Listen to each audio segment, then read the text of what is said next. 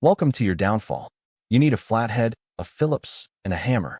Please try not to hit your thumb, although it would probably be the most productive thing you do all day. No, you can't sit on it. I know your life is hard, but find a chair.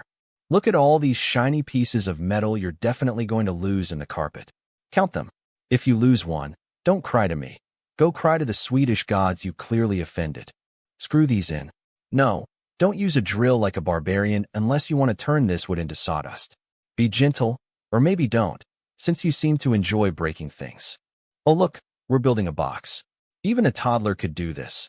Yet here you are, sweating over a piece of flat-pack furniture. Put the dowels in. Try not to use a sledgehammer, genius. Twist the cam locks. I swear, if you strip these, I'm coming over there to take your tools away. It's a quarter turn, not an arm wrestling match. We're almost at the halfway point, and I'm already bored of your incompetence. Attach the top panel. It's not rocket science, it's particle board. Grab that hammer. This is where you destroy the floor, isn't it? Just nail the back on without missing. I know it's a lot to ask of someone like you. Now we build the drawer, which you will inevitably mount crooked. Follow the steps, pretend you have depth perception, and try to make it square for once in your life.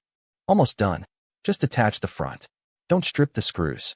If it doesn't slide, that's your fault, not the furniture's. Congratulations on finishing the bare minimum.